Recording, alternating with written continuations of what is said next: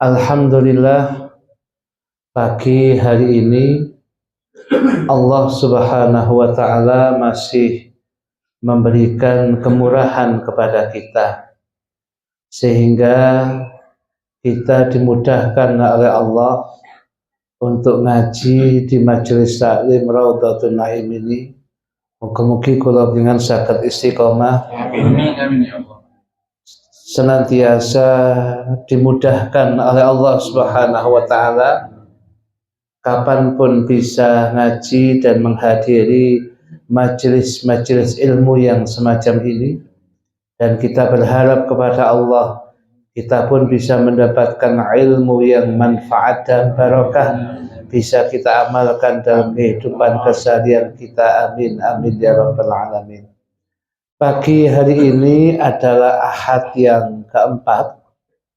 Ngaji kita adalah masih kitab Fathul Mu'in karya Syekh Zainuddin Al-Malibari Asy-Syafi'i, yaitu kitab fikih di dalam mazhab Imam Syafi'i, yang pada pagi hari ini bagi yang pegang terjemah bahasa Jawa halamannya 123, baris yang ketiga dari atas.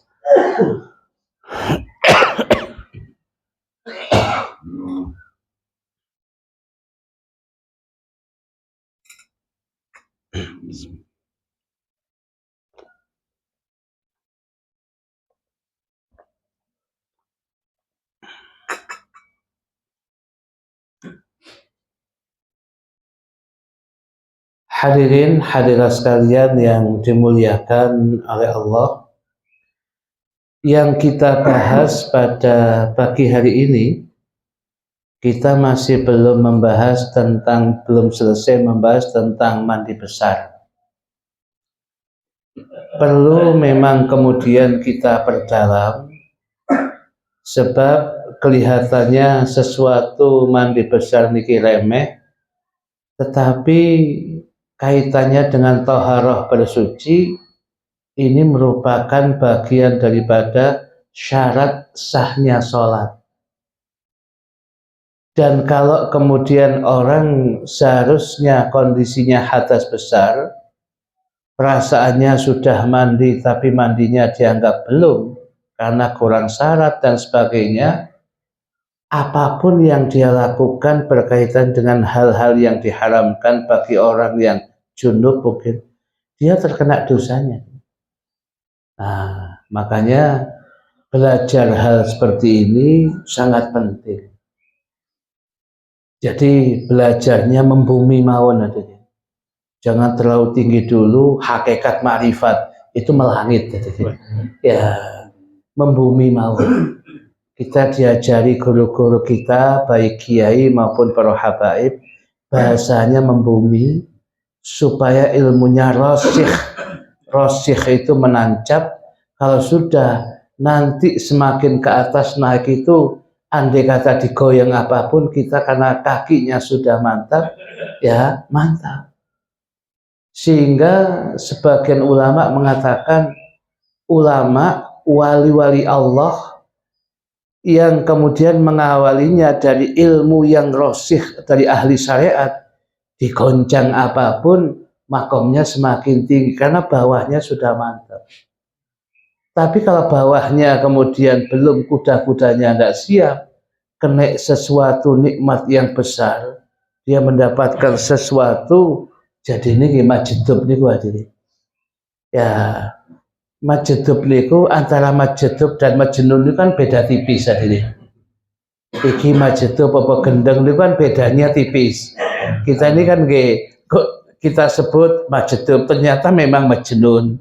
Ya, kalau kemudian kita sebut majnun, ternyata memang majedub kan ini.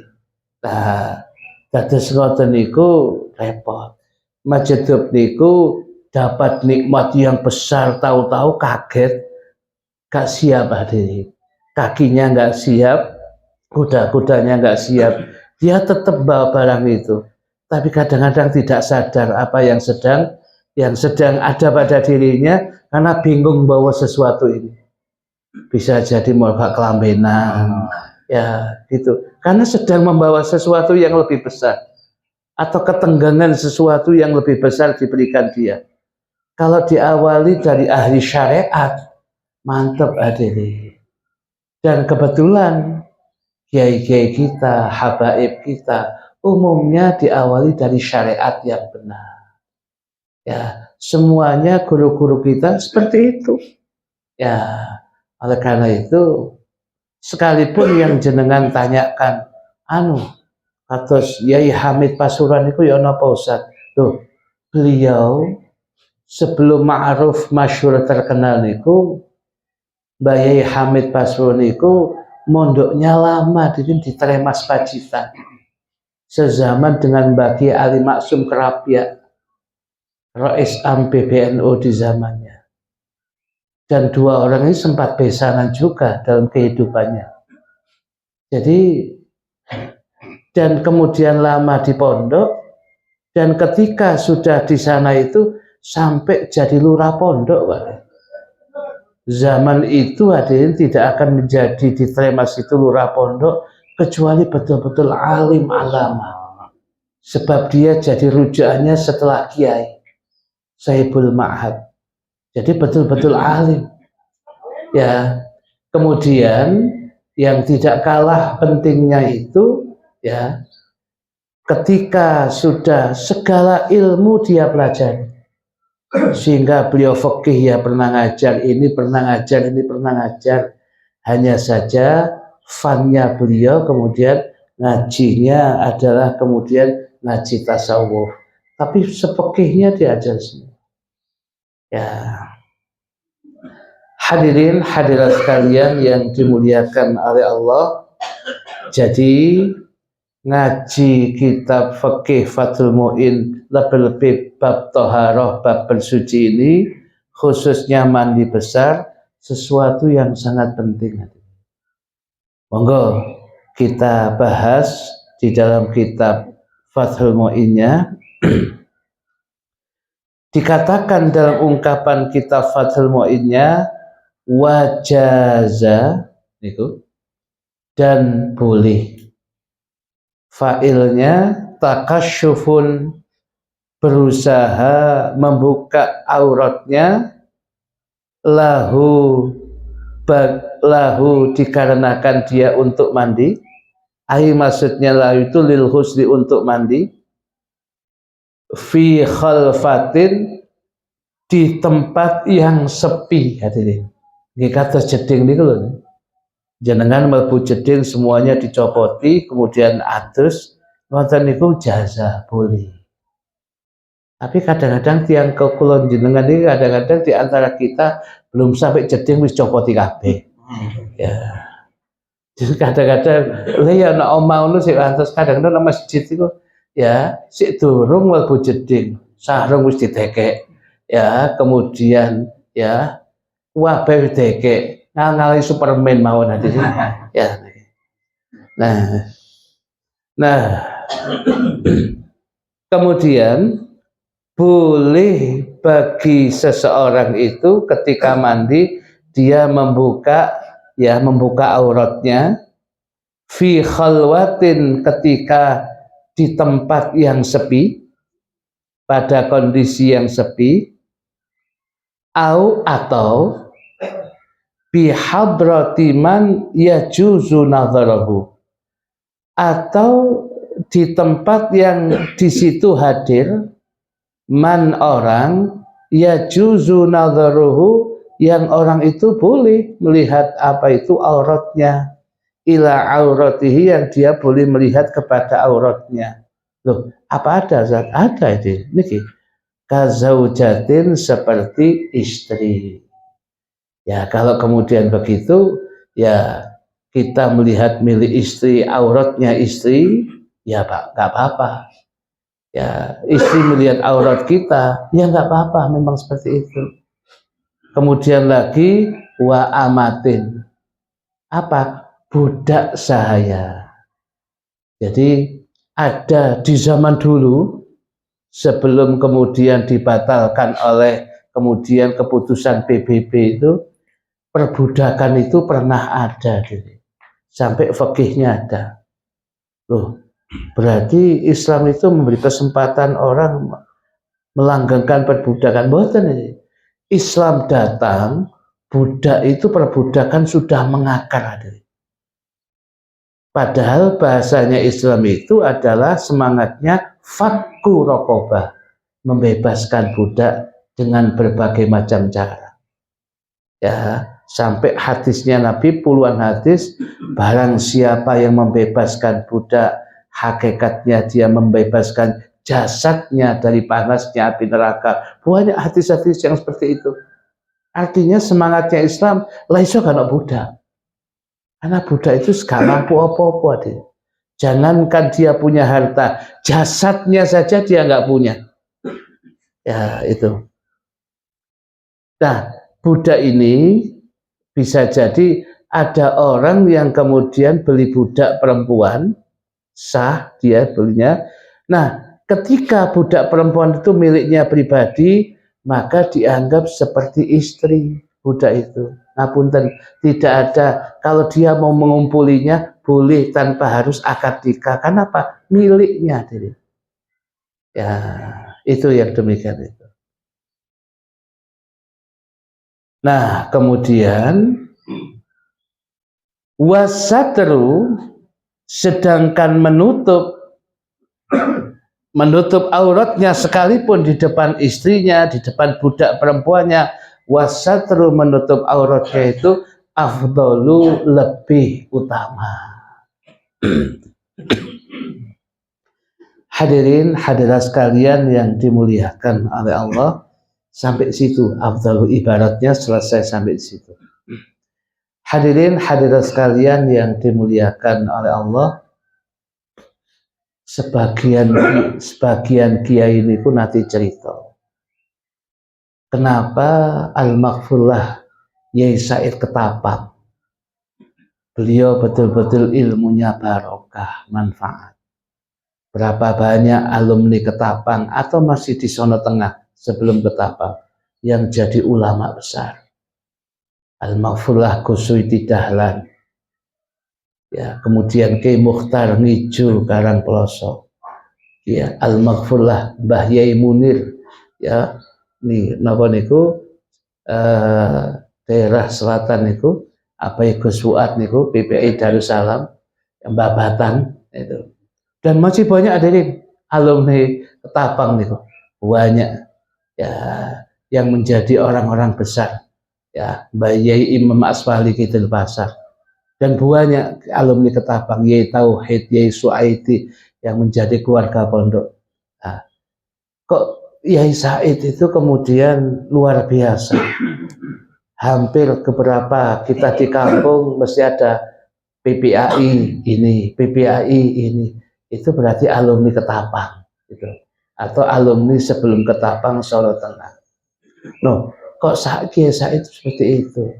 Ternyata salah satu amaliyahnya Kiai Said niku, ya, ketika masih mondok di Pondok Panji, ya, datang Kiai Khozin, mertuanya Hadratus Syekh Mbah Hasyim Asy'ari yang pertama.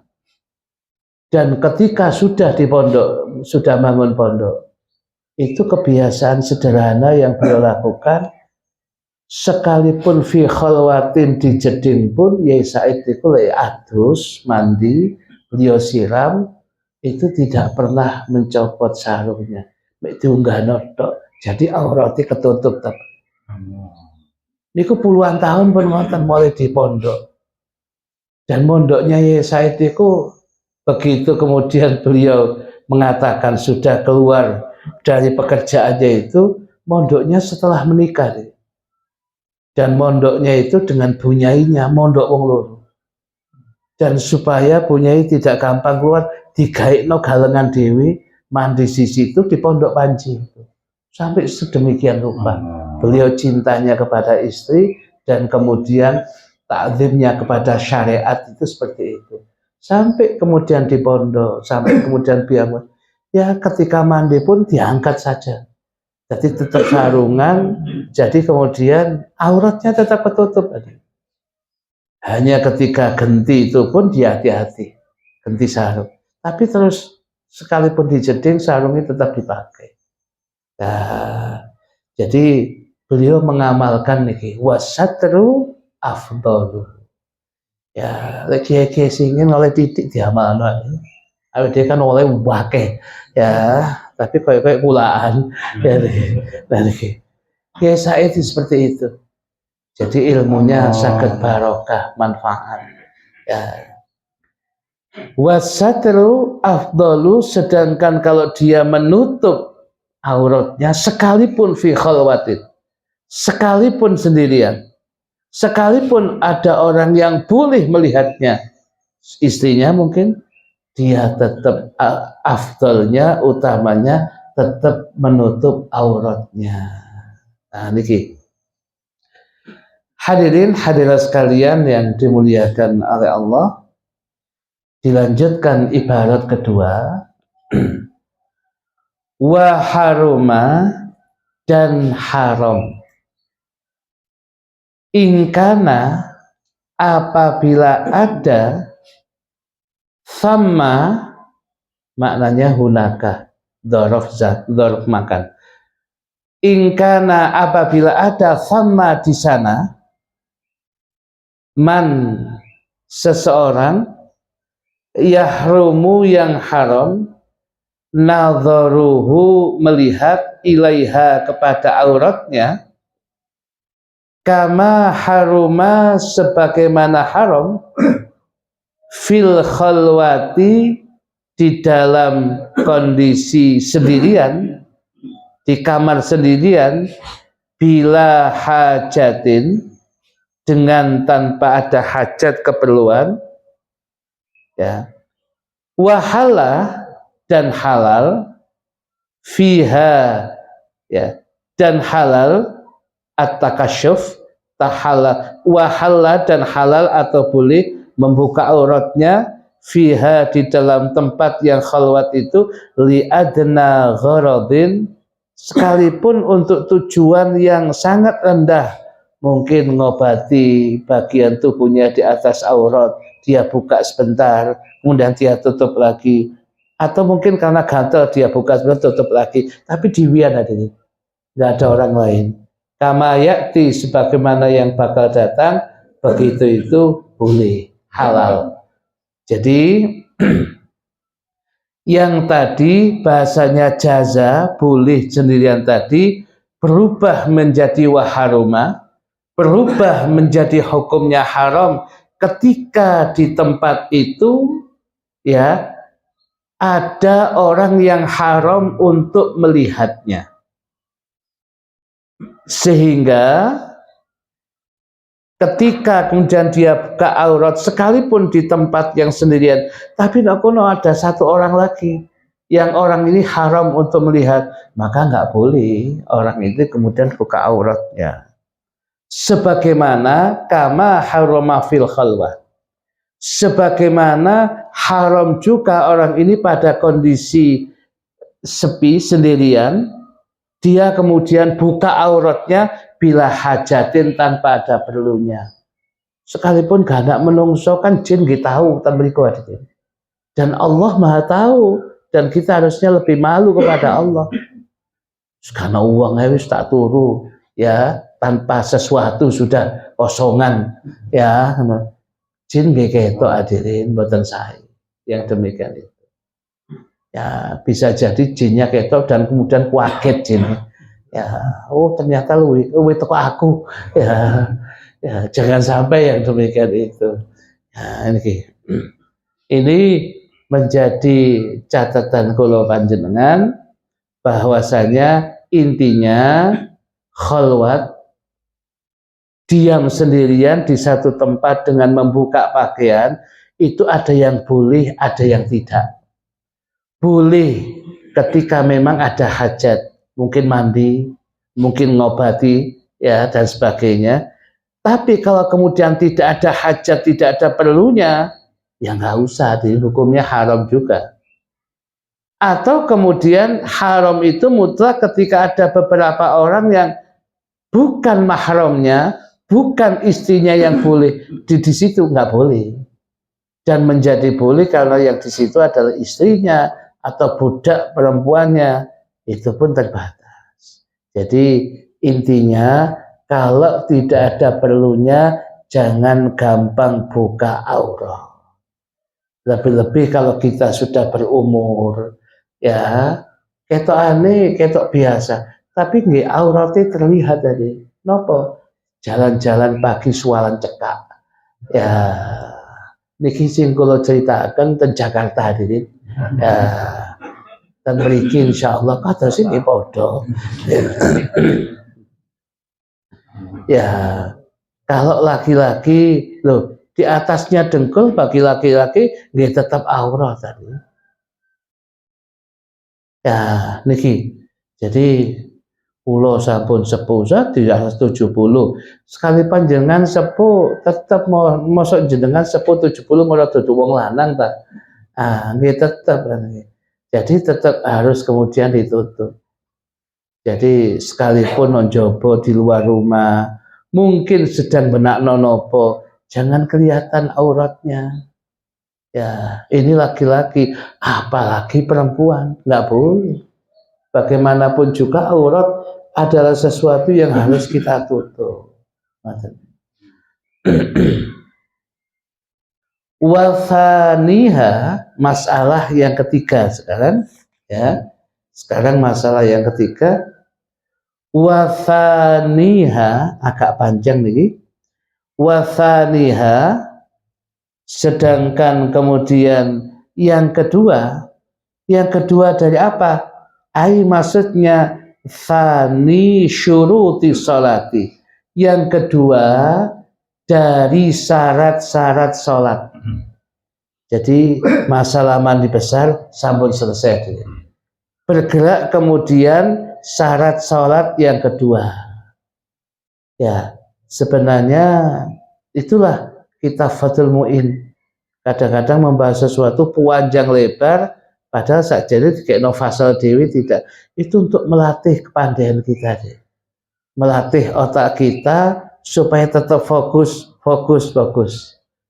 Makanya kalau kemudian khatam Fathul Mu'in dan menguasainya luar biasa deh. Ya. Wa thaniha aythani syuruti sholati, yang kedua dari syarat-syarat sholat toharatu badanin, yaitu sucinya badan. Dibahas malih oleh Fathul Mu'in supaya kemudian tahu panjenengan dikatakan badan begitu dianggap sifatnya umum, cek kemudian didalamkan ilmunya.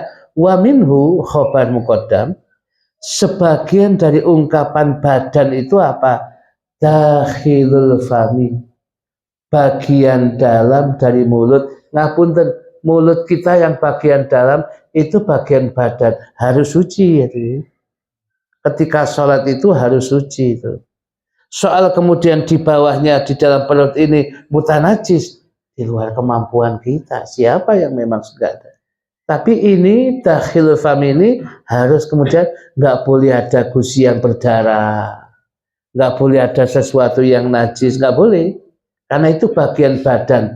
Toharatu badanin, bersucinya badan, ya apa itu sucinya badan itu termasuk bagian dari badan. Dakhilul fami, mulut bagian dalam. Wal anfi, ya bagian dalam daripada alfi, hidung, bagian dalam kita itu masih bagian dari badan yang harus suci. Kalau sampai ke dalam sana ya bukan urusan kita, sebab biasa sampai dewi ini biasa ya, bahasanya mancing hadirin ya, mancing. Oh wis gak kula terusaken ya niki. Wal ainaini, juga kedua meripat kedua mata niki ya itu harus suci, jangan sampai ada bagian itu yang najis itu. Nah itu namanya badan hadirin. Jangan dianggap itu bukan badan itu. Kemudian wa malbusin wa taharati malbusin. Syarat yang kedua dari sholat ini masih sucinya badan, wa malbusin, dan yang dikenakan, pakaian yang dikenakan.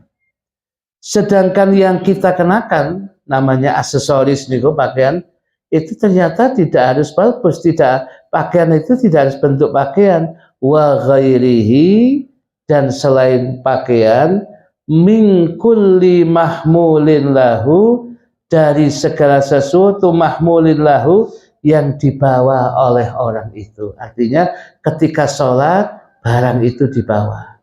Nah punten, contohnya kopiah, koplo, itu kan ketika sholat dipakai harus suci loh ini. Ya. Kemudian yang pasti pakaian yang kita kenakan. Kemudian lagi sarungnya harus toharoh, suci. Di dalam sarung mungkin ada celananya, harus suci. Ya, kemudian lagi kita pakai serbannya harus suci. Ya, mungkin damel jaketnya harus suci. Artinya min kulli mahmulin lahu, segala sesuatu yang malbus yang dipakai, tidak harus pakaian, apapun aksesoris yang kita pakai itu wajib kemudian suci. Nah, ini. Wa illam yataharrak, sekalipun sesuatu yang kita malbus yang kita pakai itu dia tidak bergerak biharokatihi, dengan harokah, dengan gerakannya. Ngapunten aja, ngapunten iki contoh ya, orang pakai serban iki ngeten, kebetulan serban itu bawa ini ya, niki sampai ngelengsel ten bawah, itu sih tambah. Tapi di ujungnya itu mutanajis, najis. Ujungnya yang sana itu, yang ketika dia ruku, iktidal, sujud, ujungnya yang sana gak obah didit, kan saking dawoi. Ya, saking dawoi dia gak obah. Ya, ini tetap hukumnya adalah ya dianggap dia mahmulnya yang dipakai yang dibawa itu mutanajis, dia dianggap tidak sah. Loh, tapi kan di sana Ustaz deke dan tidak bergerak-gerak dengan rukuk sujudnya dia. Tetapi kan ini masih satu paket ya dengan yang dipakai ini. Maka begitupun hukumnya sholatnya nggak sah.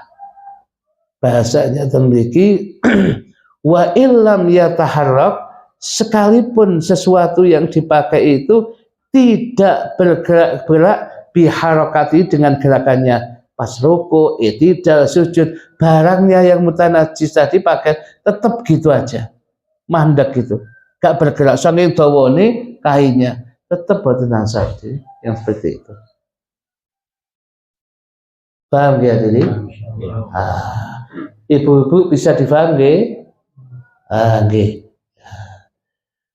Wa makanin wa taharatu makanin, sucinya badan, sucinya pakaian, wa makanin, dan sucinya tempat ya, yusalli fihi, atau yang ada yang baca yusalla fihi, tempat yang disolati, artinya yang digunakan sholat ya.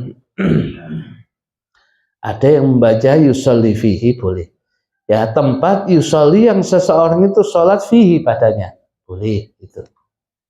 Kalau dibaca yusolla fihi boleh, fihinya jadi naibul fa'il berupa jar majrur, boleh.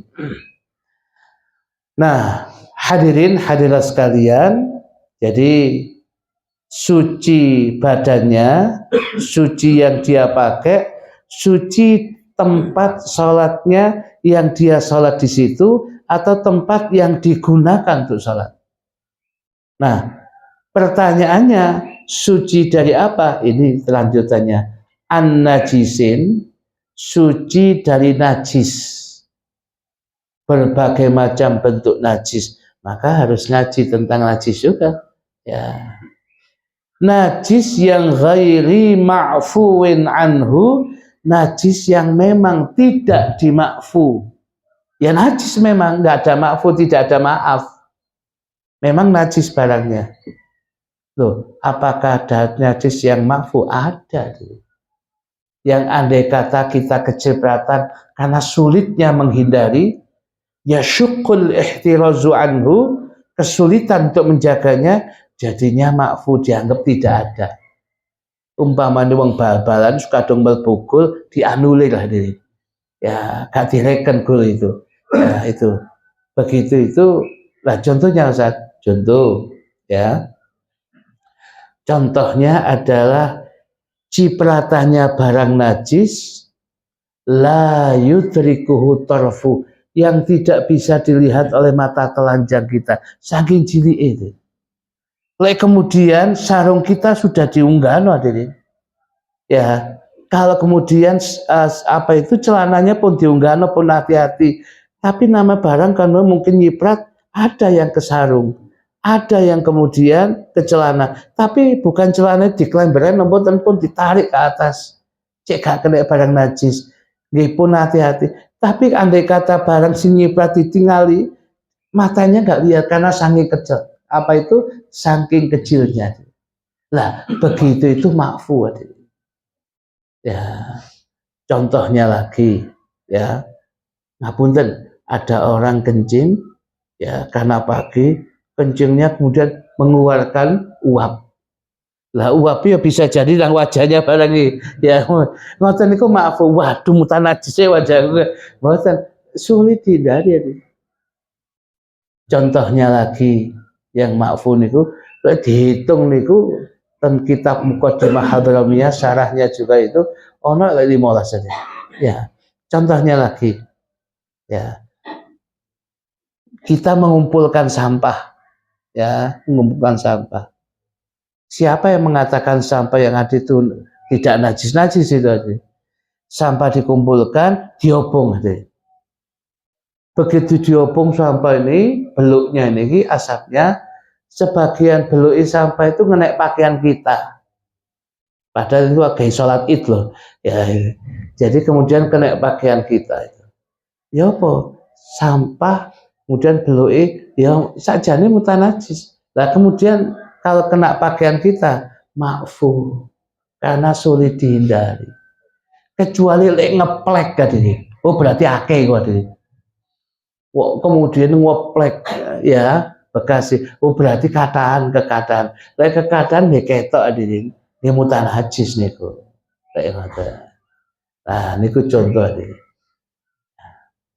Contoh lagi hadirin, yang makfuwin anhu itu jenengan nggak ada jeding, malah kemudian jedingnya 2 kola lebih, mungkin 4 atau 5, kemudian di bawahnya cek atau bersih karena uget-ugete dikai kemudian ikan hadirin, dikai iwak. Tukuin no pasar senggol. Ya, jadi kemudian kayak iwak luru napa telu niku kecil-kecil niku jenenge iwak iku nek kono terus ya kadang-kadang mengeluarkan kotoran hadirin. Kotoran ikan itu di bawah. Loh, kotoran itu nggih najis.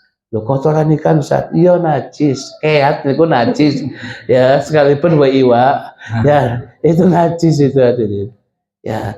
Lah, itu kotoran itu mengendap di bawah. Sedangkan kita wudhu mandi di atas. Loh ya apa? Ya enggak apa-apa. Ya. Pokoknya ojo kemudian mafu itu. Pokoknya ojo sing itu jeguet wae kudu kena. Ya. Jadi kita masih kemu ya gak apa-apa. Ojo mau kemu iku digawe kemu ae. Ya. Pokoknya enggak bersatu mboten napa-napa mafu aja. Karena sulit dihindarkan. Mosok kemudian ikan yang kemudian dijatah, sama lihat kepingin buang sesuatu, tak angkat sih tak pindah, kok tak ya kan, toilet kayak iwak nih. Ya. Mau gak mau ya di situ aja. Hanya kalau sudah waktunya ketok kotor diberseni. Ya. Jadi begitu itu boleh. Lah itu namanya makfuwin anhu. Barangnya najis berarti, tapi makfu. Sebab umumnya sulit dihindari. Tetapi yang di sini yang dimaksudkan adalah an-najisin ghairi ma'fuin anhu, ya. Jadi sucinya badan sucinya pakaian, sucinya tempat sholat dari najis yang tidak dimaafkan. Ya, kalau kemudian najis yang tidak dimaafkan, ya kalau kemudian ini syarat. Kalau kena najis yang tidak dimaafkan, pakaian kita, tempat sholat kita, badan kita, nih berarti di tengah-tengah sholat batal hadirin. Ya, yang demikian itu batal. Makanya nanti kemudian termasuk yang batalkan sholat, tengah-tengah sholat kemudian kejatuhan barang najis. Ya, kalau kejatuhan barang najis ini ditafsir, diperinci. Lek barangi kemudian kering, ya kelukuran katakanlah di pundak kita barang yang kering, mungkin kayak hati jejak mungkin, ya kemudian kita uncalna begitu langsung keluar. Kebetulan kita berada di pinggir masjid, uncalna langsung metu. Tempatnya garing, ya pakaiannya garing, kemudian kotorannya garing, al-jaf, biljaf, tohir. Kering ketemu kering, ya tetap suci ya tidak, buatan apa-apa. Tetapi kalau panjenengan sholat id, kemudian sholatnya oleh no alun-alun, kena kemudian telah manuk, ya kemudian kali terus bukan terus to anget tadi. Ya. Lo kalau gitu gimana Ustaz? Saman kenekno ya tambah akeh kabeh wong basah. Terus ya batal itu sholatnya. Batal. Loh, batal Ustaz? Batal. Ya, ya terus ya sama sholatnya, sholat idiwian oma nanti. Ya, ya jadi begitu itu batal. Kemudian terakhir nih, setelah itu kita buka pertanyaan. Dikewau sampai ghairi ma'fuin anhu, itu ibarat yang satu ibarat. Niki ibarat yang terakhir. Fala tasihu, maka tidak sah as-sholatu sholat ma'ahu, ya ma'ahu bersama dengan najis ghairi ma'fuin anhu. Domirnya hu kembali ke najisin ghairi ma'fuin anhu. Fala tasihu, maka tidak sah as-sholatu sholat ma'ahu bersama ya najis yang ghairi ma'fuin anhu. Jadi kalau pengen kemudian ada orang yang sholat kemudian bersama najis ini, pakaiannya, badannya, tempat sholatnya, fala tasihhu sholatu, maka sholatnya mboten sah nih. Sik ditambahi malih ten fikih, cek jenengan mantep. Walau nasian, sekalipun orangnya lupa, kalau pakaiannya itu najis, dia pakai saja ketika sholat, sampai selesai sholat, kemudian dia ingat, loh, ya apa pakaianku mang najis? Berarti aku najis, sholat dalam kondisi najis, batal aja. Terus ya apa Ustaz? Ulang. Nah kalau habis waktunya kodok, begitu aja. Dosa, ya itu tidak dosa, sebab jenengan kan lupa. Tapi wajib mengkodok kalau sudah habis waktunya. Atau diulangi sholatnya ketika panjenengan memang apa itu lupa. Au jahilan, atau dia tidak tahu biwujudihi, dengan keberadaannya. Bukan karena lupa, dia tidak tahu dengan keberadaannya. Dia pakai saja itu pakaian yang najis itu, atau sajadahnya najis, tempat ini sajadah najis dia pakai. Dia nggak tahu memang. Jahilan biwujudi. Nah, kemudian dari ini kemudian ada yang beritahu, loh, ngapunten sajadah ini yang sama pakai sholat mang, iki loh, ojo iku najis iku, iki loh disiap loh, iki mangga ya Allah, kau gak tak ringkes ya, najis mas. Loh, terus wis sholat aku. Yo kok belia badia no kene bisa wake bisa saman ulangi sholat itu. Ya diulang, iya gak sah sholat iki. Tak joko iki tak gonan. Ya, saya jadinya iki loh sama gak iki. Lah iki gak sah berarti. tadi jahilan biwujudi, dia nggak tahu ada wujudnya najasa di situ. Lek wonten sing tanget nggak tahunya sampai sudah nggak tahu saat padahal ya kalau memang tidak tahu dan tidak ada yang memberitahu ya sudah, keyakinan kita suci ya suci ya.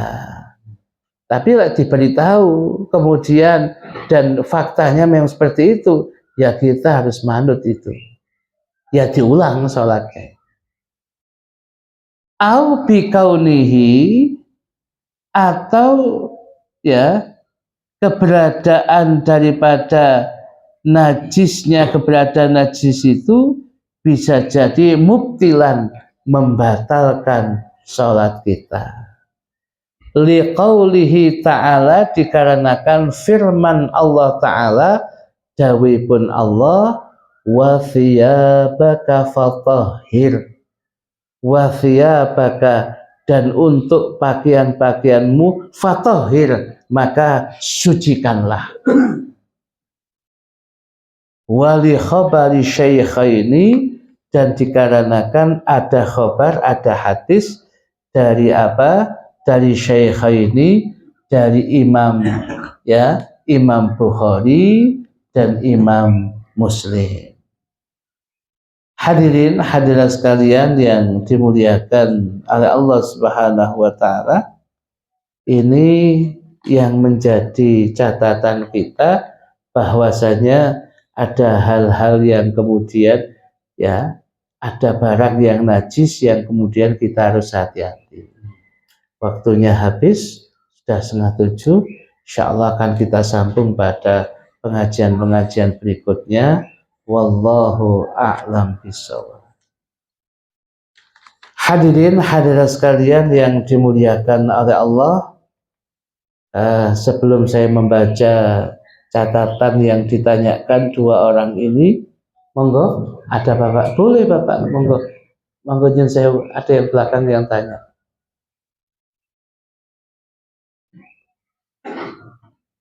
Ibu-ibu disiapkan Bu ya. Monggo Bapak. Assalamualaikum warahmatullahi wabarakatuh. Monggo Bapak. Naroki. Iya Pak. Bacaan Fatihah makmum bersama dengan bacaan Fatihah imam yang pertama. Yang kedua, bagaimana cara menghilangkan najis di dalam masjid tidak ada karpetnya, walaupun ada karpetnya sudah dikirim. Jadi, solasi. Terima kasih.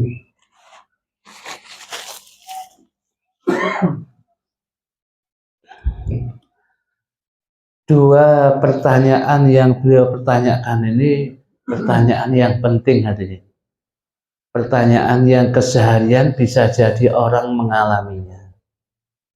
Baik, dalam jawab untuk pertanyaan yang pertama ya, ketika sholat tarawih nih, ya, jadi karena ditengarai bacaannya imam niku cepat. Kalau makmum kemudian setelah waladhdallin kemudian baru Fatihah, kadang-kadang si ono ayat Fatihah kurang.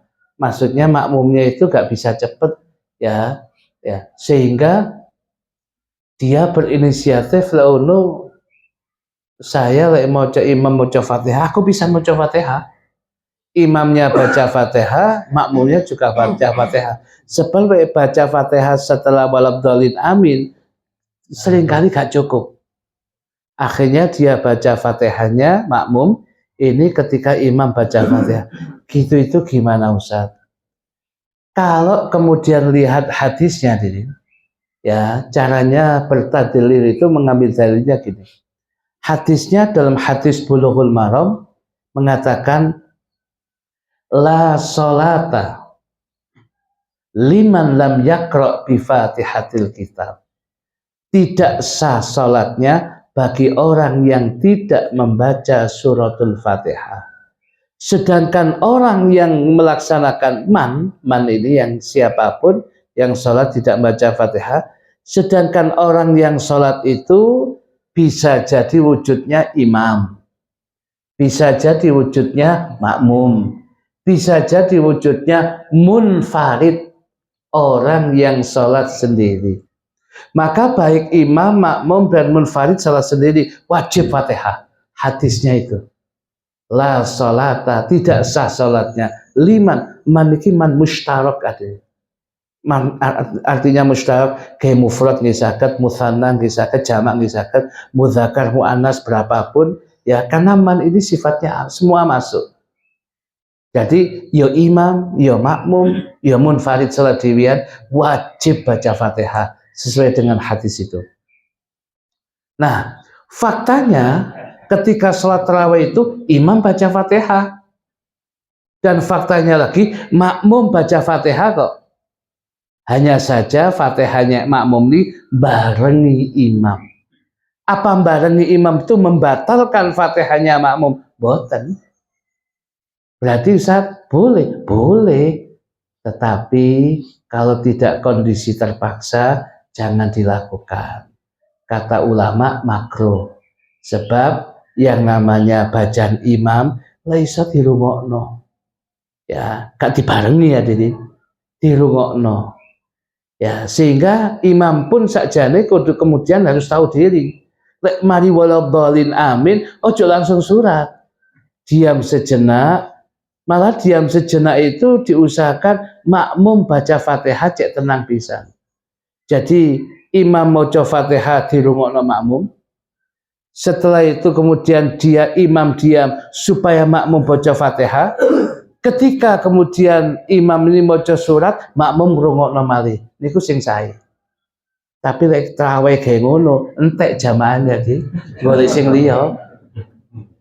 Wong yang kemudian diikuti itu bukan bagusnya, tapi cepet-cepete. Anu, nok musala sampean piro? Ya ono lek 35 menit. Alhamdulillah. Musolaku 15 menit mari. Ya, jadi cepet-cepetan nih. Ya, padahal begitu itu tidak ada anjuran.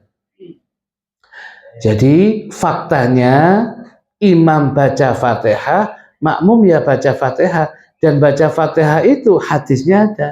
Berarti boleh, boleh. Berarti saya barengi imam, boleh, boleh. Tapi kalau bukan kondisi terpaksa, bukan yang imam bacaannya cepat, Anda melakukan gitu hukumnya makruh.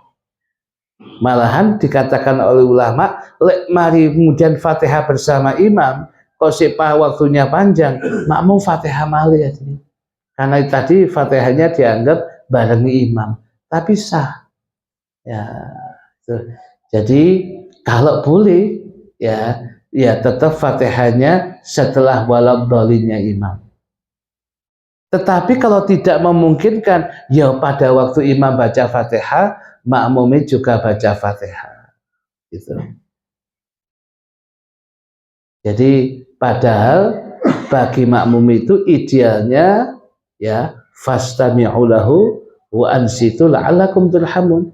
Kalau dibacakan ayat Al-Quran, rungokno, perdengarkan.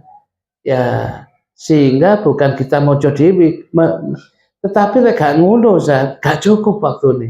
Ya sudah, berarti itu kondisinya kondisi yang ya terpaksa tidak bisa kemudian ya dihindari. Nggih napa-napa. Jadi Fatihah jenengan sah, tetapi kalau memang bisa waktunya panjang, jangan barengi imam. Tetapi kalau harus terpaksa nggak ada jalan lain supaya tetap sah, nggih mboten napa-napa. Wonten. Masih ada bapak-bapak? Ustaz Farid, ya monggo. Apa? Oh iya tadi apa tadi? Oh iya. Bagaimana kemudian menghilangkan najis di karpet? Najasah itu kalau mutawasito tengah-tengah, bahasa Safinatun Najah, wonten ainiyah, wonten hukmiyah. Ainiyah itu tiga sifatnya ada. Ya. Nah, kalau memungkinkan karpetnya, ya karpetnya diangkat, disucikan. Loh, kaiso Ustaz gede. Sebenarnya ada cara ini. Kalau kita terbiasa itu sebenarnya ada cara. Dan ini biasa dipakai oleh teman-teman di Masjid Jami'. Jadi kalau karpetnya memang besar, itu pakai kayu ada ini yang saya maksudkan. Ya, gini. Jadi kalau yang kemudian ininya katakanlah karpetnya besar di sini, kemudian pas di tengah sini, ya maka kemudian karpetnya diangkat tadi.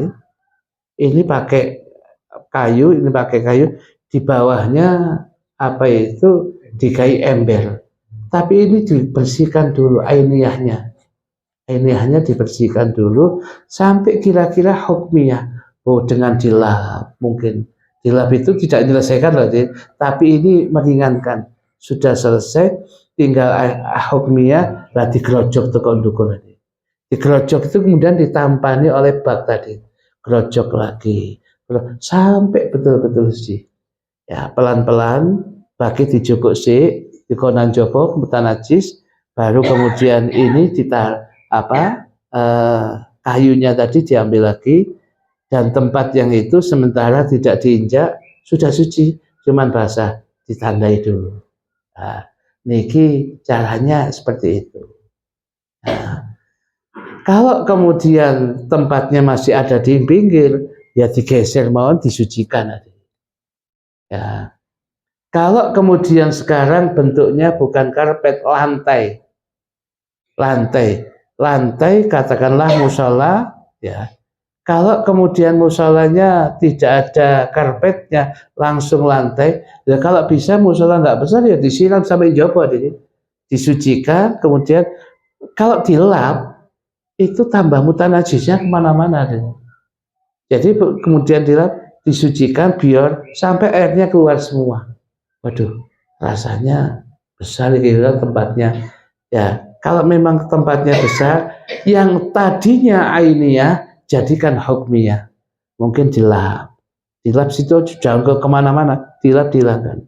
Sampai kemudian nggak ada, sudah di atasnya, kemudian karena kemudian tidak memungkinkan, di atasnya diberikan sesuatu, mungkin sajadah, yang sajadah tadi diusahakan buatan berubah-ubah tempat, putih paku, putih keling, ya. Akhirnya ini orang yang kemudian berdiri di atas sajadah itu, ya dia kan tidak langsung mengenai yang najis, nggak boleh sholat di situ. Ya, yang nggak boleh itu kalau dia kakinya langsung mengenai najis. Itu nak sajadah kok. Di bawahnya bisa jadi mutanajis, nggak apa-apa, dia di atasnya kok. Ah, niki contohnya seperti itu. Cukup begini ki? Ya. Oh, Ustaz Wahid, enggak Ustaz, monggo Mas. Nggih. Setelah satu ini ibu-ibu boleh tanya, Bu. Ini jika kita sedang berjamaah, kemudian kita mengetahui kesalahan imam yang menyebabkan kita ini mufarokoh. Tapi setelah kita mufarokoh ternyata imamnya batal. Dan setelah beliau batal menunjuk kita untuk menjadi imam penggantinya beliau. Ini bagaimana? Dan kita sudah berniat mufarokoh tadi. Terima kasih. Ya. Jadi orang yang imam itu menunjuk kepada makmum yang di belakangnya, yang kemungkinan menjadi khalifah, pengganti dan penerus sholatnya sampai selesai, bahasa idealnya memang idealnya yang di belakangnya imam, jangan jauh-jauh. Nah, kalau kemudian imamnya menurut makmum, waduh bacaannya gak tepat ini, menurut saya nggak sah. Akhirnya dia niat mufarokoh, artinya memisah sholat diwian. Berarti sholat diwian gak ada hubungannya dengan itu. Kok kemudian imami batal sih? Kita yang ditunjuk karena merasa ustadz, ya langsung ditunjuk suruh ganti. Terus siapa? Buatan saja. Ya kita terus saja. Hanya saja memang nggak ada isyarahnya, ngandani ya gak iso wis apa malih. Ya. Sehingga gimana Ustaz? Ya kalau memang seperti itu, memang ya makmum jangan di belakangnya persis imam supaya tidak ditunjuk itu. Ya, kalau sudah kemudian dia agak ya nggak di belakang persis kemudian, tapi lihat bacanya imamnya tidak tepat, dia mufarokoh, ya sudah diutamakan mufarokohnya. Kalau imami batal nunjuk kita, ya nggak usah gini-gini ya Didin, ya nanti kan batal sholatnya. Ya, atau kemudian ngomong aku mufarokoh, boleh liyo, ya batal sholatnya nanti ya Didin. Ya terus siapa ya memang ya bukan ya sudah memang kita bahasa mufarokoh itu bahasa hati, ya sudah. Apa dengan bahasa begini kita nggak mau supaya dia bisa cari yang lain dengan cepat ya, ya monggo. Nggak ada kaidahnya dalam fikih itu isyaratnya apa khusus ya. Lek ngene berarti nggak gelem, lek ngene gelem, lek ngene oke. Bosen nonton ada enten kita. Ya niku sing ngotot pramuka ini. Ya, ya. Sampun nggih Ustaz nggih. Ibu-ibu ada yang tanya, monggo. Ketika kita masuk ke rumah orang bertamu, kemudian si orang rumah itu mengatakan bahwa rumahnya suci karena memang sandal dilepas duluan. Tetapi ada satu dua orang itu yang sandalnya masuk keluar masuk ke pasar ya kemana-mana, kita tahu persis dia memakai sandal itu. Kemudian kita juga tahu bahwa di rumah tersebut orang-orangnya kurang perhatian terhadap najasa. Nah, ketika kita harus sholat di situ, kalau berkenan sholat di situ, bagaimana sikap kita?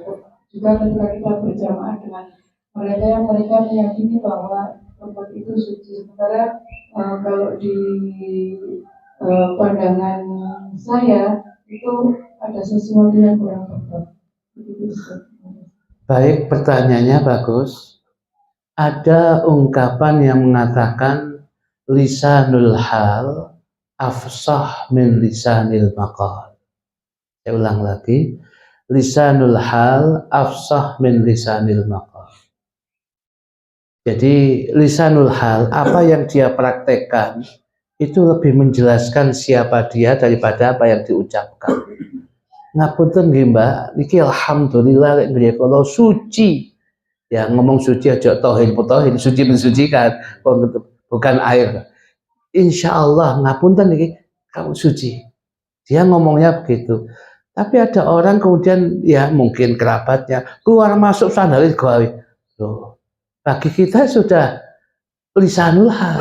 Apa yang dipraktekkan itu dia diam, ono kerabatnya dia keluar masuk. Ya bagi kita sandalnya dia ya bisa jadi mutanajis. Ya. Tapi kalau kemudian kita lihat sandalnya orangnya kemudian garing, ya kita masih bisa makfur. Ya garing kok dia mungkin dia. Tapi kemudian kita juga tahu tuan rumah rupanya kurang hati-hati berkaitan dengan barang najis. Sehingga menurut kita kurang tepat kalau dikatakan, menurut saya kurang najis. Wah, kita kok kemudian disuruh sholat di situ. Ya kalau kita disuruh sholat di situ, pakai saja sajadah. Ya, dan dipastikan kita saja yang suci dan orang lain yang ikut sholat dengan kita diusahakan ikut suci. Ya, tapi kalau kita bermakmum kepada orang yang menurut kita, waduh memang ya bisa jadi mutanajis. Ya, kita boleh nggak berjamaah boleh. Karena golek sahnya kita sholatnya. Memang kadang-kadang ada seperti itu.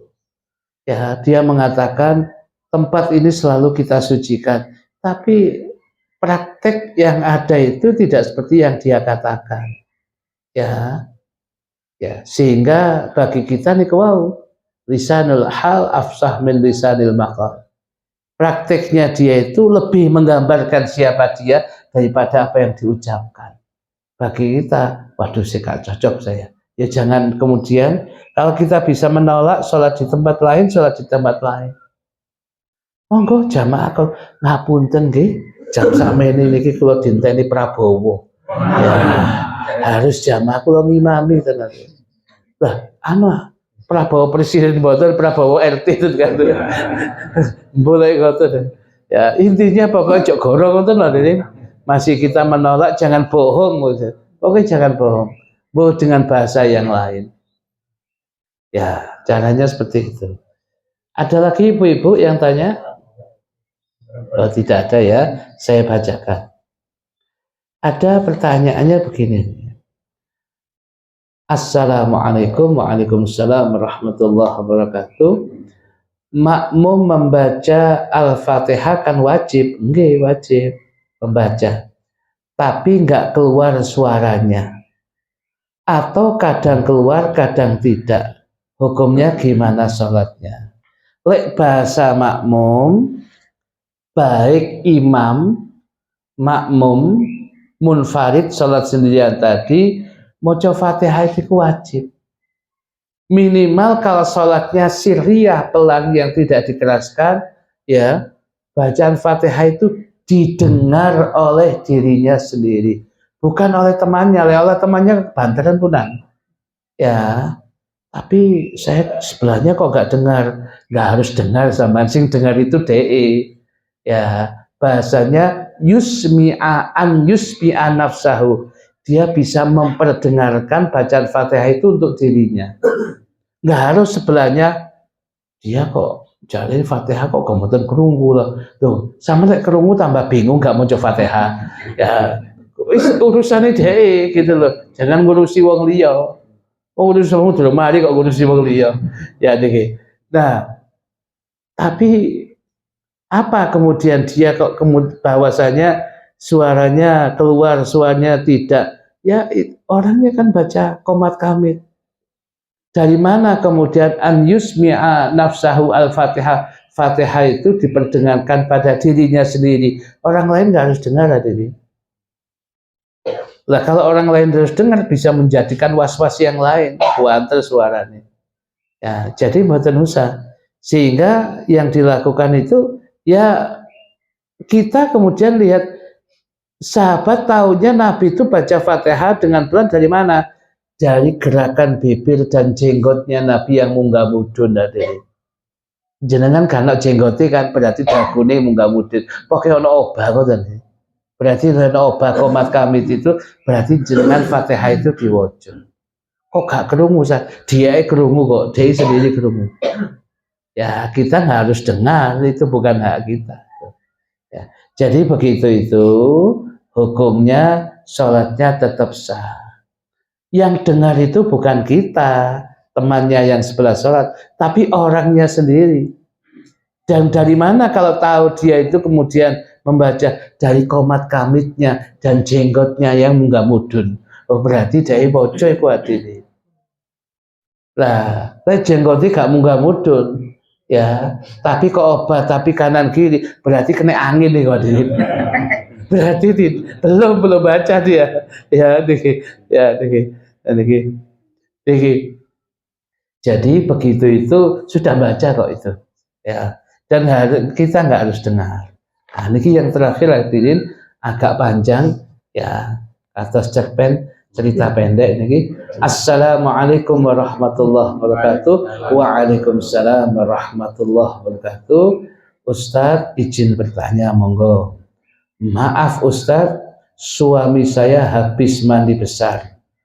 Sudah berwudu ya, sudah berwudu terus ngapunten nggih, barangnya itu maaf dikasih tisu sebelum pakai celana dalam. Niki ilmu hadirin kita baca aja. Saya tanya, kenapa dikasih tisu? Dia jawab, ia takut pas di tengah-tengah sholat ada barang yang keluar itu.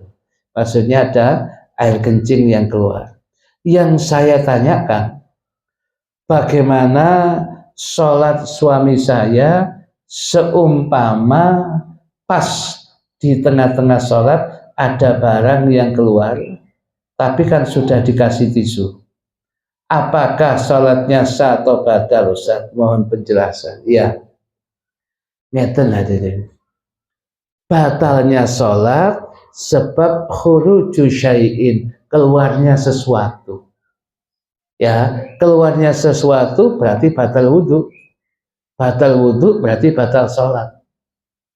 Loh, tapi saat durungnya pakai tisu, kayak gombal apa-apa, pokoknya keluar. Bukan soal tisunya, tapi keluarnya itu.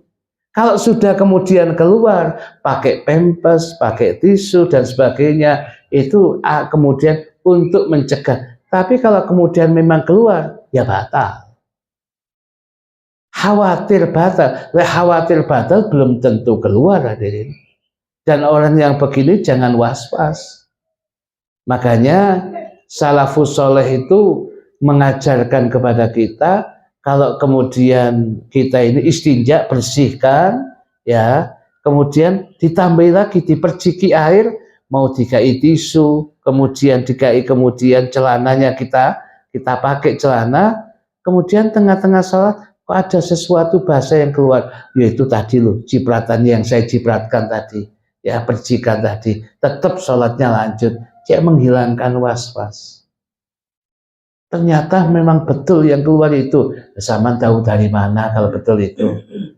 Ya, perasaan itu bisa jadi was-was setan. Ya, saya masih ingat pengajiannya Al-Maghfurlah Ustadz Abdullah Mulahela itu dulu, ya, kadang-kadang yang dilakukan setan ngapunten pelorotan ngono, ya, sehingga yang keluar itu sebenarnya bukan air kencing, bisa jadi setannya itu kayak pelorotan, mungkin tempatnya kurang saya pelorotan, ya ini. Jadi sehingga waduh metu, padahal enggak, jadi belum tentu itu. Lah, sesuatu yang belum tentu dianggap enggak ada isyak itu. Kecuali dibuka ketok ada ya sudah. Tapi begitu dibuka basah, loh, bahasanya kita tadi loh, setelah kita ciprat-cipratkan kemudian kita tutup. Jadi bukan bahasanya itu, tidak harus itu.